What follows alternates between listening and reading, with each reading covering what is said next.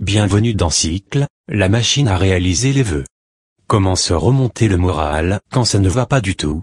Avant de comprendre comment remonter la pente, nous allons d'abord essayer de comprendre comment nous avons fait pour descendre tout en bas. Comment a-t-on fait pour en arriver à un tel niveau de tristesse, de colère ou de frustration? Je ne vais pas parler de toutes les circonstances qui peuvent nous faire du mal, problèmes de santé, échecs amoureux, perte d'emploi. Mais je vais parler des 4 choses que nous faisons juste après avoir vécu un événement inconfortable, et qui nous rendent progressivement malheureux.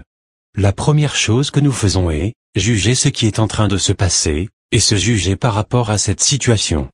Beaucoup de personnes pensent que juger n'est pas une bonne chose, ce n'est pas tout à fait juste. Juger une situation, juger les autres ou se juger soi-même, c'est tout simplement évaluer.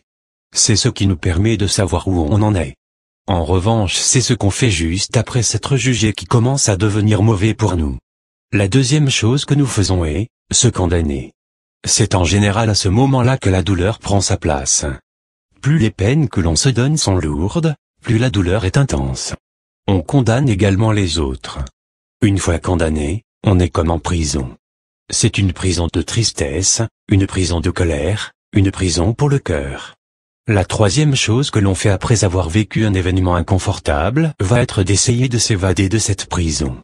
Nous allons tenter de manipuler le monde extérieur et les autres pour obtenir la clé de notre bonheur, car nous pensons que ce sont eux les responsables des circonstances de notre vie. Nous allons progressivement nous rendre compte que c'est faux. Cela crée un cercle vicieux dans lequel nous allons tourner en rond et nourrir davantage notre tristesse. La dernière chose que nous faisons est abandonner. Abandonner, c'est s'abandonner soi-même. Nous voilà arrivés tout en bas de la pente. Pour remonter, que faut-il faire? Pour aller mieux, il faut se réconcilier avec soi-même. Réconcilier le juge et le condamné en nous. Les autres ne sont pas responsables de notre malheur, même lorsqu'ils nous condamnent, car c'est nous qui décidons d'accorder une valeur à leur jugement. Notre juge est notre mental. Celui qui est condamné, c'est notre cœur. Notre cœur est notre enfant personnel. Notre mental est notre adulte personnel. Le rôle du cœur, notre enfant intérieur, est de nous révéler notre propre vérité. Notre cœur ne nous trahit jamais. Le rôle du mental, notre adulte intérieur, est de gérer les informations qui viennent de l'extérieur. C'est donc lui qui nous révèle la vérité des autres. Une bonne communication entre l'adulte et l'enfant entraînera une bonne harmonie générale. Pour que la douleur s'en aille, l'adulte doit impérativement écouter ce que l'enfant a à lui dire, sans l'interrompre. L'adulte doit permettre à l'enfant d'être tout simplement qui il est, sans le condamner. Il n'y a aucune pensée et aucune émotion négative. Ce qui est négatif, est simplement de ne pas reconnaître ce qui est déjà en nous. L'enfant doit également écouter ce que l'adulte a à lui dire, sans toutefois faire passer la vérité des autres avant la sienne.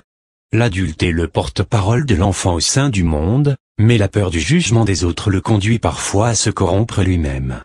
L'enfant a également beaucoup de choses à apprendre, car chacun a le droit d'avoir sa propre vérité. Le moral est souvent de retour quand nous nous permettons simplement d'être qui nous sommes, sans cacher notre vérité, même si le monde extérieur ne semble pas encore prêt à l'accepter.